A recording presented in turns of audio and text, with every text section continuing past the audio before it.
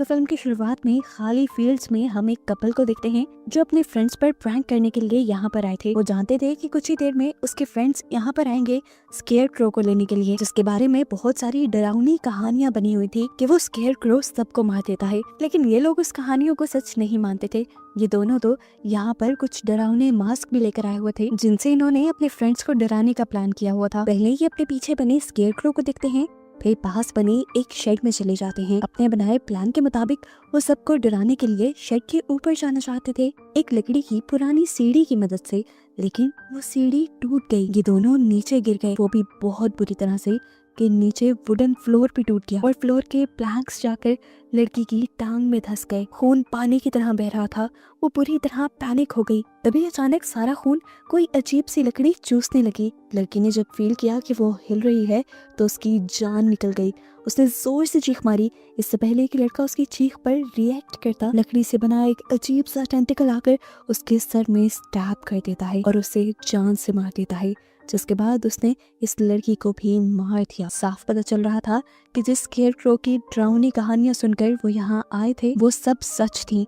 पहले किसी ने उसे इस शेड में कैद किया था, पर इनके गिरने की वजह से वो स्केयर क्रो अब आजाद हो गया। थोड़ी देर बाद अब वो ग्रुप भी आ जाता है जिनको डराने के लिए ये लोग पहले यहाँ आए थे। पता चलता है कि यहाँ पे एक स्केयर क्रो फेस्टिवल मनाया जाता है। पहले वो इन फील्ड्स में मनाया जाता था, पर अब ये फील्ड्स बिक जाने की वजह से ये फेस्टिवल इस मर्तबा शहर में मनाया जाएगा। लेकिन इन्होंने प्लान किया कि स्केयर क्रो इसी फील्ड्स का लेकर जाएंगे। एक स्टूडेंट ने प्रोफेसर से पूछा कि मैंने सुना है वो स्केयर क्रो जान ले लेता है लोगों की। तो प्रोफेसर ने कहा ये सब कहानियां हैं, चलो आओ अपना काम करें। एरन ने अपने एक दोस्त को भी यहाँ बुलाया हुआ था जिनकी ये फील्ड्स थी। क्रिस्टन ने यहाँ पर अपने दूसरे दोस्त एटी को भी यहाँ बुलाया हुआ था। यानी उन 5-6 लोगों के यूनिवर्सिटी वाले ग्रुप के अलावा भी यहाँ और लोग थे। ये लोग बातें कर रहे होते हैं कि अचानक एरन को उसके एक स्टूडेंट की चीखने की आवाज आती है। जाकर उन्होंने देखा तो उसके दोस्तों ने प्रैंक करने के लिए उसे स्केयर क्रो से बांध दिया था। लेकिन अब प्रैंक करने वाले दोनों दोस्त मिल नहीं रहे थे। अभी एरन अपने स्टूडेंट्स के साथ मिलकर उसे फ्री करवा रहा था कि एकदम से उसकी स्टूडेंट बेथ को किसी ने खींच लिया। वो तेजी से पीछे की तरफ बढ़ रही थी। एरन उसे पकड़ने के लिए गया और पीछे से अपने स्टूडेंट्स को कहकर गया यहाँ से कहीं मत जाना। लेकिन इन स्टूडेंट्स ने बात नहीं मानी और वो कहीं और चला गया। यहाँ पे देखा कि बेथ को तो क्रिस्टन ने पकड़कर बचा लिया था, लेकिन अब क्रिस्टन को ही कोई खींचने लगा। एरन ने क्रिस्टन का हाथ पकड़कर उसे बहुत मुश्किलों से बचाया और भागकर ये लोग स्केयर क्रो के पास आए जहाँ पर बाकी लोग थे। यहाँ से केल्विन गायब था। ये लोग आगे बढ़े तो इन्हें केल्विन भी गिरा हुआ मिला। उसे उठाकर ये लोग भागकर फील्ड से बाहर निकल आए। फील्ड से बाहर निकलकर ये लोग एक शेड में आ गए और इन्होंने दरवाजा बंद कर लिया। इन्हें लगा कि शायद मुसीबत टल गई है, लेकिन ऐसा नहीं था। कोई पीछे से जोर जोर से दरवाजा बैंग करने लगा। इन्होंने अब दरवाजे और खिड़कियां सील करने का सोचा। इससे पहले कि यहाँ से कुछ चीजें उठाकर वो सील कर पाते, खिड़की के ऊपर इनकी एक साथी का कटा हुआ जिस्म लटक जाता है। इन्हें किसी ने उसका मर्डर कर दिया था और उसका सर काट के उसकी बॉडी को यहाँ लटका दिया था। उसे देखकर सबका डर से बुरा हाल हो जाता है। सब शॉक में रह जाते हैं। इससे पहले कि आगे जाकर उस बॉडी के साथ कुछ करते, उसी बॉडी को कोई खींच कर ले गया। सभी की हालत डर से बहुत ज्यादा खराब हो चुकी थी। इन लोगों ने खिड़कियों को सील करने का काम जारी रखा और क्रिस्टन के फोन से पुलिस को कॉल करने की कोशिश की, लेकिन यहाँ पर सिग्नल्स भी नहीं थे। केविन अपने बचाव के लिए यहाँ पर चीजें ढूंढने लगा। उसे एक गन, एक गोली के साथ और मिट्टी का तेल मिल गया जिसे वो अपने बचाव के लिए इस्तेमाल कर सकते थे। अब सब यही सोचने में लग गए थे कि आखिर उनके पीछे पड़ कौन गया है। एक लड़की कहती है स्केयर क्रो, क्योंकि स्केयर क्रो की वजह से ही इस जगह को बहुत ज्यादा हॉन्टेड समझा जाता है। क्या पता वो कहानियां सच हों जो इन्होंने सुनी हुई हो। लेकिन एरन इस मर्तबा भी कहता है कि ये सब बकवास है। हो सकता है जिसने इन सबको मारा वो कोई एक जानवर हो, कोई जंगली जानवर। बेथ और क्रिस्टियन जिसको उस अजीब सी एंटिटी ने खींचा था, उसका हुलिया उन्होंने केल्विन को बताया और केल्विन ने स्केच किया तो ये लोग बुरी तरह डर गए। वो बिल्कुल स्केयर क्रो की तरह दिख रहा था और ज्यादा किसी घोस्ट की तरह लग रहा था।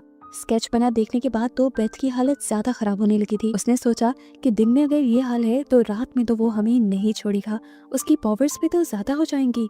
बेथ इन सब लोगों से कहती है कि हमारे यहाँ से निकलना ही बेहतर है, लेकिन ये निकलते कैसे? बस के जरिए, जिसकी चाबियां उस लड़की के पास थी जिस लड़की का मर्डर हो गया।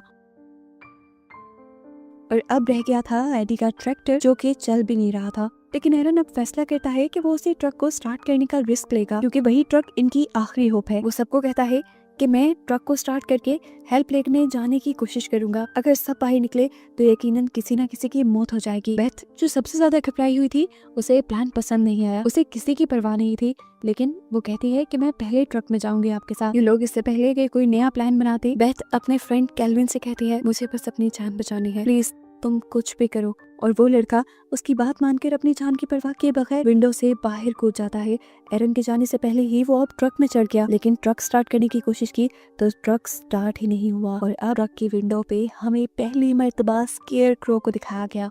कैल्विन तो उसे देखकर घबरा गया। उसे बचाने के लिए उसका ग्रुप बाहर निकला। एडन ने उसे मारने के लिए गोली चलाई, लेकिन गन बैकफायर कर गई। क्रिस्टन ने केरोसिन और आग ट्रक तक फेंकी, लेकिन उसमें स्केयर क्रो नहीं मरा, बल्कि उनकी आखिरी उम्मीद ट्रक ही जल गया। सभी लोग अब बाहर आ चुके थे और वापस अंदर नहीं जा सकते थे क्योंकि एंट्रेंस पर ही स्केयर क्रो आ गया था। अब ये लोग भागकर एक दूसरे शेड की तरफ गए, जिस शेड के अंदर से मूवी के स्टार्ट में वो स्केयर क्रो बाहर निकला था। इसका फ्लोर बहुत खस्ता था। इन सब लोगों के जाते ही इनके वजन से वो टूट गया। यहाँ आते ही ये लोग घबरा गए क्योंकि इनको पहले मरे हुए दोनों लोगों की लाशें बुरी हालत में दिखाई थी, जिसमें से एक लाश तो आधी खाई जा चुकी थी, जिसे स्केयर क्रो नहीं खाया होगा। ये सभी लोग इस कड़े में आकर और ज्यादा परेशान हो गए थे। वो समझ गए थे कि स्केयर क्रो को यहीं बंद किया गया होगा और अगर वो यहीं रहे तो बड़ी आसानी से स्केयर क्रो का शिकार बन सकते हैं। इसीलिए इन्होंने फैसला किया कि ये लोग वापस ऊपर जाएंगे।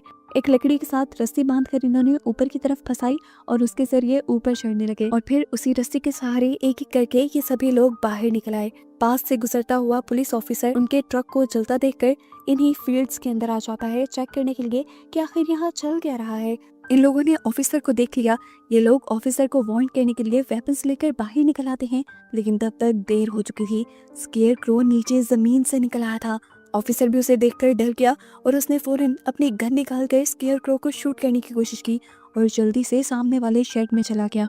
स्केयर क्रो भी उसके पीछे गया और बस फिर ऑफिसर की चीखें ही सुनाई थी। ऑफिसर के मरने का इनको दुख तो था, लेकिन पॉजिटिव चीज ये हुई थी कि वो ऑफिसर कार पे था, जिसके कार को लेकर ये लोग यहाँ से भाग सकते थे। अब कार की चाबियां ऑफिसर की जेब में हो सकती थी, जिन्हें लेने के लिए ये भी शेड के अंदर आ जाते हैं। खैर अंदर जाकर इन्होंने ऑफिसर की जेब से चाबी तो ले ली, लेकिन पीछे से दीवार को क्रॉस करते हुए उस स्केयर क्रो ने क्रिस्टन के मुंह को जकड़ लिया। उसके लकड़ी जैसे टेंटिकल उसके पूरे मुंह पे थे। क्रिस्टन को बचाने के लिए एक लड़का अपनी शॉटगन लेकर यहाँ आया और उसने धड़ाधड़ स्केयर क्रो पर गोलियां चला दी, ये जाने बगैर कि इन गोलियों से उसका कुछ बिगड़ने वाला नहीं था। उल्टा बस इस लड़के ने स्केयर क्रो के गुस्से को ललकार दिया था और स्केयर क्रो ने अब उसे ही जान से मार डाला। अब अपनी जान बचाते हुए ये 5 बचे हुए लोग जाकर कार में बैठ गए और उन्होंने यहाँ से निकलने की कोशिश की, लेकिन स्केयर क्रो अब इनकी कार के सामने आ गया। एडी ने होशियारी दिखाने की कोशिश की और इस स्केयर क्रो को अपनी कार के नीचे कुचलने का फैसला किया, लेकिन जैसे ही ऐसे किया तो स्केयर क्रो ने इनकी गाड़ी साइड पे कर दी और गाड़ी इनकी दरख्त से टकराकर खराब हो गई। इनका फ्यूल टैंक भी अब लीक होने लगा था। एडी जो ड्राइव कर रहा था उसकी हालत बहुत खराब थी, उसे बुरी चोट आई थी। क्रिस्टन अपनी शर्ट उतार कर देती है उसका ब्लड रोकने के लिए और एरन उसकी शर्ट से एडी को पट्टी बांध देता है। इन्हें अभी भी कहीं ना कहीं लग रहा था कि इन्होंने स्केयर क्रो को मार दिया, लेकिन ऐसा नहीं था। अचानक से स्केयर क्रो ने आकर पीछे से क्रिस्टन को पकड़ लिया। अगर इन्हें स्केयर क्रो से बचना था तो इस कार से निकलकर भागना था, लेकिन एडी कैसे भागता? एडी तो जख्मी था। अब उसने अपने आप की कुर्बानी देकर सबको बचाने का फैसला किया। एडी ने अपने आप को कार से नीचे धकेल दिया और एकदम से स्केयर क्रो को पकड़कर वो कार के नीचे आकर उसने अपना लाइटर चला लिया। वहाँ पे पेट्रोल पहले ही लीक था। कार के साथ साथ एडी भी ब्लास्ट हो गया, लेकिन स्केयर क्रो मरा या नहीं ये कोई नहीं जानता था। इनमें से बेथ तो कुछ ज्यादा ही डरी हुई थी। भागकर पीछे देखे बगैर वो आगे आ गई। उसने ये भी नहीं देखा कि उसके साथी आ भी रहे हैं कि नहीं। थोड़ी ही देर में एरन भी बाकी लोगों को लेकर वहां तक पहुंचा जहां पर बेथ थी। ये एक घर था। इन्होंने मदद मांगने के लिए दरवाजा नॉक किया, लेकिन कोई रिस्पॉन्स नहीं मिला। अंदर एक फोन भी नजर आ रहा था जिससे ये लोग मदद बुला भी सकते थे, इसीलिए क्रिस्टन ने दरवाजा तोड़ा और ये लोग अंदर आ गए। घर के दरवाजा तोड़ने की आवाज से घर का ओनर भागकर गन उठा लाया। वो इन्हें चोर समझ रहा था, लेकिन इन्होंने अपनी सारी कंडीशन बताई कि वो लोग तो यहाँ करीबी फील्ड से बच बचा कर पहुंचे हैं। क्रिस्टन इस आदमी को बताती भी है कि वो फील्ड्स उसी की हैं।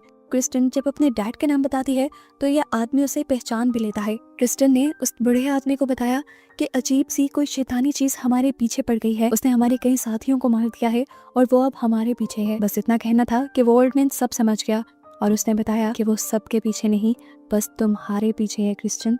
वो तुम्हें मारना चाहते हैं, क्योंकि आज से 100 सालों पहले तुम्हारी फैमिली ने उस स्केयर क्रो को कैद कर दिया था और इसी चीज का बदला वो अब तुमसे लेगा। और तुम्हारी फैमिली ने ऐसा इसलिए किया था क्योंकि वो तुम्हारी फैमिली को मार रहा था, और वो 100 सालों पहले कहाँ से आया था ये तो कोई भी नहीं जानता। बस मैं इतना जानता हूँ कि उस स्केयर क्रो को मारने के लिए हर तरीका ट्राई किया गया था, लेकिन कोई भी तरीका उसको मार नहीं पाया, इसलिए तुम्हारी फैमिली ने उसे अपने शर्ट के अंदर कैद कर दिया। अब वो आजाद कैसे हुआ ये तो इन लोगों को भी नहीं पता था। यह आदमी बताता है कि हर साल यहाँ पर वो फेस्टिवल भी इसीलिए मनाया जाता है कि कोई स्केयर क्रो के बारे में भूले मत। उसकी डरावनी कहानियां उस फेस्टिवल में इसीलिए सुनाई जाती हैं कि सारे पहले से पहले अलर्ट रहें, लेकिन समझ में नहीं आ रही थी कि 100 साल बाद ये स्केयर क्रो छूट कहाँ से गया था। फिलहाल ये आदमी मदद बुलाने के लिए पुलिस को कॉल करने की कोशिश करता है, लेकिन देखा उसने कि फोन भी डेड है। अब तो इस ओल्ड मैन के घर के बाहर भी कुत्ते भौंकने लगे थे, इस तरह के जैसे उन्होंने कुछ बहुत ही भयानक देख लिया हो। ये ओल्ड मैन उन्हें देखने के लिए बाहर जाता है और जाने से पहले पूरे ग्रुप को कहकर जाता है जो भी क्रिस्टन के साथ रहेगा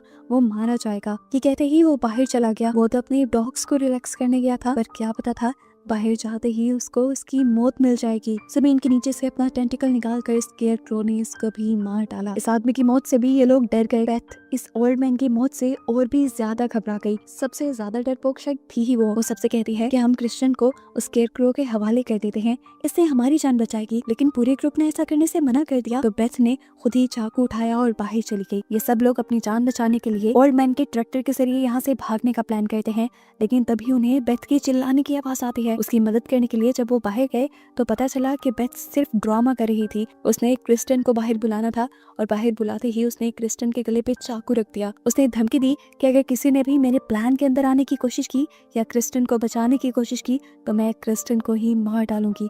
ये कहकर उसने स्केयर क्रो को बुला लिया और स्केयर क्रो भी जैसे एक आवाज पे ही यहाँ आ गया। एरन ने क्रिस्टन की जान बचाने के लिए एक रस्सी उठाई और उसका एक फंदा बनाते हुए स्केयर क्रो के टेंटिकल में डाल दिया और फिर उस रस्सी को थ्रेशर मशीन के साथ अटैच कर दिया। थ्रेशर मशीन ने जब रस्सी के साथ स्केयर क्रो को खींचा तो स्केयर क्रो एकदम से क्रिस्टन से तो दूर हो गया, लेकिन उसने जाते जाते बेथ का पांव पकड़ लिया। तेजी से मशीन ने स्केयर क्रो के साथ साथ बेथ को भी क्रैश कर डाला, जिसके बाद स्केयर क्रो तो नहीं मरा लेकिन बेथ का कीमा बन गया। अब इन तीनों को जान बचाकर यहाँ से निकलना था। एरन को वहाँ पे एक बाइक नजर आई जिसे वो और क्रिस्टन देखने लगे। अभी वो इसकी इंस्पेक्शन ही कर रहे थे कि अचानक से स्केयर क्रो ने आकर पीछे बची हुई मारिया के टांग में स्टैब कर दिया। उसकी चिल्लाने की आवाज से ये दोनों उसके करीब आए और स्केयर क्रो के टेंटिकल को उसकी टांग से निकालकर उसे दूर फेंक दिया। अपनी जान बचाने के लिए वो कितना भी भागते, स्केयर क्रो उनके बहुत करीब था और उनसे कहीं ज्यादा तेज भी था। अब क्रिस्टन जो ये बात जानती थी कि असल में स्केयर क्रो उसके पीछे है, उसके जहन में एक प्लान आता है स्केयर क्रो को डिस्ट्रैक्ट करने का।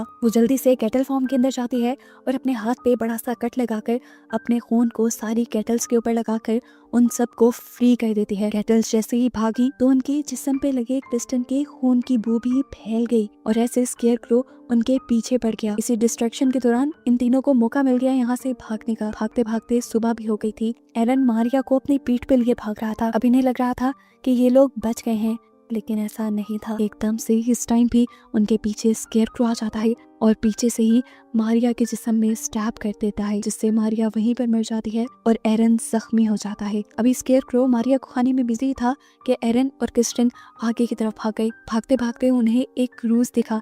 ये काफी पुराना लग रहा था, लेकिन यहाँ से उन्हें मदद मिल सकती थी। इन्होंने उसके अंदर जाने का फैसला किया, लेकिन वहाँ जाके क्या देखा कि स्केयर क्रो उनसे पहले ही यहाँ आ चुका था। उसको देखकर इस मर्तबा एरन उससे डरा नहीं और उसे लेकर पानी में कूद गया। ये नजारा देखकर क्रिस्टन फूट फूट के रोने लगी। उसे लगा था कि उसका दोस्त भी मारा गया, लेकिन अगले ही पल उसने देखा कि एरन तैरकर वापस क्रूज के अंदर आ गया था। उसे लगा कि अब फाइनली स्केयर क्रो से उसकी जान छूट गई, लेकिन अभी भी ये उसका वहम ही था, क्योंकि स्केयर क्रो ने पीछे से ही अपना टेंटिकल निकालकर एरन की बैक में स्टैब करते हुए उसे मार डाला। और अब बस बची थी क्रिस्टन अब गुस्से से आग बगोला हो चुकी थी। उसे और नहीं सही जा रही थी ये सारी चीजें। इतने मर्डर जो स्केयर क्रो कर चुका था, वो अब एक चाल चलती है। एक कुल्हाड़ी लेते हुए वो क्रूज के नीचे चली जाती है। स्केयर क्रो भी उसका पीछा करते हुए नीचे आया तो क्रिस्टन फौरन ही आग लगाकर ऊपर की तरफ आ गई और उसने नीचे का रास्ता ही बंद कर दिया। उसने स्केयर क्रो को बंद कर दिया जिस तरह उसकी फैमिली ने किया था।